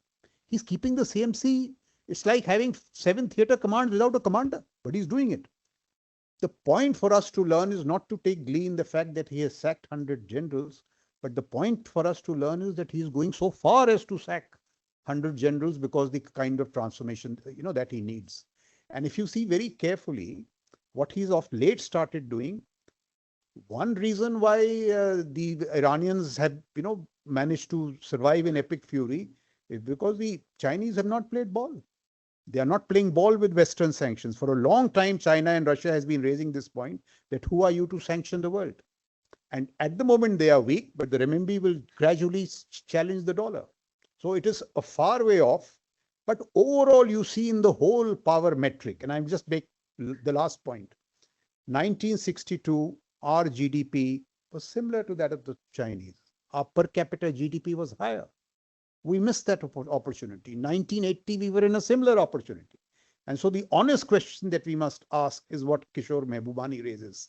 He says, closed society, open minds. Open society, closed minds. This is the serious question. We are a democracy. We should innovate better. We should be ahead in ideation. He can implement better. Why is he lagging? Why are we lagging in ideation? That is the real serious question. And I think that lies at the heart of this whole bit about this capacity. As far as Taiwan, the last question is concerned, in my view, you see the Taiwan Relations Act, in my understanding, is what? That the Taiwanese will not cross one red line, that is of independence, which is not being crossed seriously. At least the KMT will not do it. And if they don't demand independence, China will not change the reality by use of force. China doesn't need to do it. They have got options short of it. If not a blockade, a quarantine. They don't need to do that. And they will pop the... One last point. 1950, you go back in history, Mao was waiting to cross the strait. He said, what, 100 kilometers? 48 hours. 2 aircraft carriers came and Mao had to back off. 1996, Clinton again. The same thing. This time 2 aircraft carriers backed off and they were threatened with a nuclear strike. That is what the Chinese said. A2AD. Today, what is the state? Both the aircraft carriers cannot come into the island chain. What does Paparo offer? Hellscape. Look at how deterrence has changed. Now, if this is the deterrence equation, a future leader, or why, whenever he goes now, last time, what is he doing now? Xi is raising Taiwan publicly. But privately, he will tell Trump that, are you sure you want to do this? You couldn't beat the Iranians. You want to have a fair fight with us? And what will Trump say? So they are doing classic winning without fighting. They don't need to do it. Capacities, power. I'm making the same argument for India. We don't need to war fight. If we do smart deterrence, do all this, China is not an irrational player. It's not going to do it. Our problem is when we don't act. And those weaknesses, So the last point is this, that it builds such deterrence that when Xi looks across, he says, when he looks at India, he says, not today and not for the next 6 months. I think that is the way we will reach a modest remedy. But anyway, I really enjoyed this afternoon, a great discussion, some fine questions. I must thank the panelists and SJ for this great opportunity. Thank you so much. Thank you, all our eminent panelists. Now, to deliver the concluding remarks, I would like to request Vice Admiral S.J. Singh, SYSM, PVSM, AVSM, NM, PhD, retired DGUSI. Questions, please. Not required. Not in an academic setting. Not a parade. Ladies and gentlemen, you'll agree with me, this has been an absolutely fascinating afternoon. We've had such a range of views and insights into China. You know, China over the last 5 decades evokes a sense of absolute awe, a mix of admiration and a mix of concern. But to put it slightly in the lighter vein, it reminds me a little bit of that movie Diwar, where Amitabh Bachchan turns around and tells us Shashi Kapoor, "Tere paas kya hai? Mere paas gaadi hai, bangla hai, नौकर है, पैसे हैं." He turns around and says, "मेरे पास माँ है." So in the same scenario, you've got a tremendous disconnect and imbalance that is occurring between India and China, where China is racing ahead on literally every parameter that you can materially measure. But the one thing that we have, freedom and democracy, that is your mom. That is your long-term sustenance, provided, as General Shukla and the panelists have brought out, can you convert your greatest strength into a strategy which allows you to harness and overcome the sheer hard part, because whatever is being built up on the other side has, as the panelists have brought out, a use-by date. It's driven by a system that cannot be self-sustaining over the long term, though it is always possible it hits that critical fission, that critical cycle where it's able to take it on. Over the last 5 decades, as Jan Shukla brought out, the world has been writing, and there have been people who made their careers on saying this decade, China will slow down and collapse. But 5 decades on the trot, it's only been getting stronger. But yet, does it have that inner resource, what I said in the lighter terms, the Ma, which is for us, democracy, freedom, the bedrock of all innovation, the spirit of working together, which we haven't adequately harnessed. And as General Shukla brings out, but we are doing something about it. Can we do it faster? Can we do it in time? But that is the critical strength that we have, which the other side does not have. Now, looking at, I can't really sum up, just a few remarks on what have been said. General Shukla brought about, says the Chinese science and technology juggernaut is unstoppable. I couldn't agree more. It is unstoppable. But the science and technology alone is not going to make the difference. And this evolution tells us how far it's gone, and literally bringing out, and that's why I keep going back. I'm saying, remember that scene from Diwar, mere paas sab kuch hai. But that unstoppable also needs a certain innovation inside, which has got certain pitfalls, which Mr. Ravi Bhoothalingam brought about and said over the next decade, we can see a certain amount of slowing down. You can see a certain amount of opposition. The world is not comfortable with the so-called peaceful rise. It looks more like in pieces and full for one side and not for the other. So there are concerns, and in those concerns is a certain delay and a certain opportunity before the juggernaut overrolls and rolls over everybody. Yet there is a lot to learn from what China has done. As General Shukla brought about, the focus 50 years, 45 years ago was reform the education system. The strength of the Indian culture and the civilization was always on education. As Mr. Ravi Bhoothalingam brought about, they have actually adapted, whether they did it directly or did it inherently or in their civilization.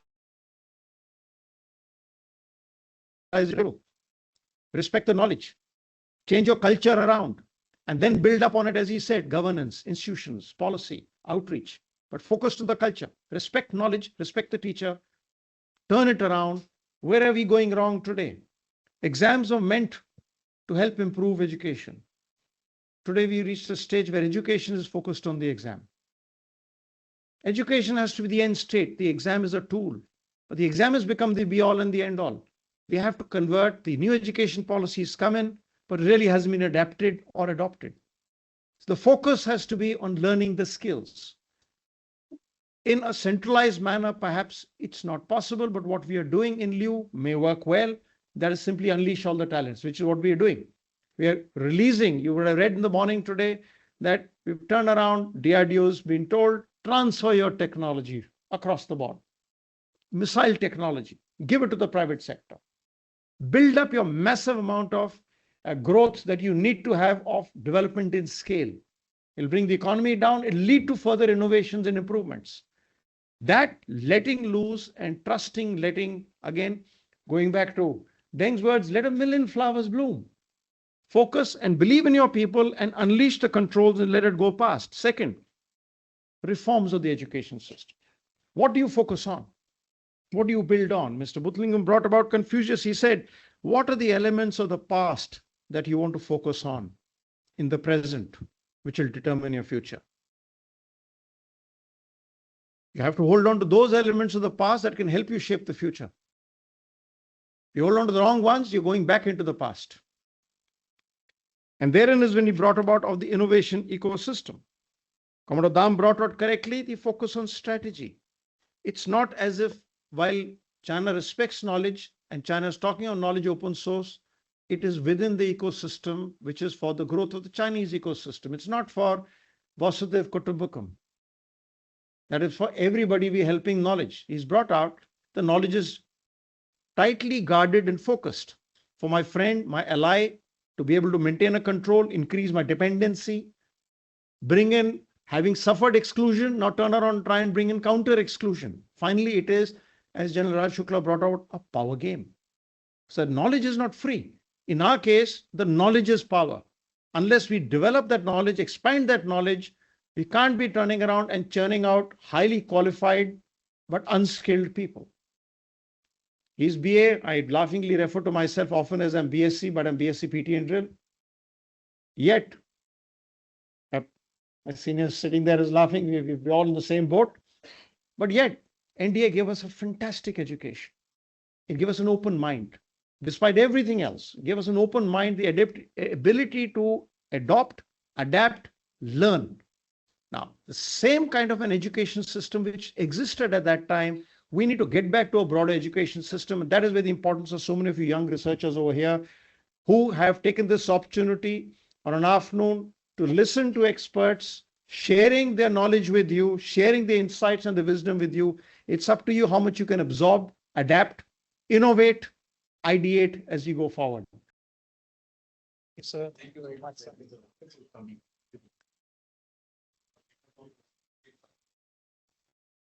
Thank you, sir. I would like to thank our DG, Brigadier Sharma, all our panelists and our audience to join us today for this thought-provoking and insightful discussion. Thank you, sir. Please join us for tea and lunch. Thank you.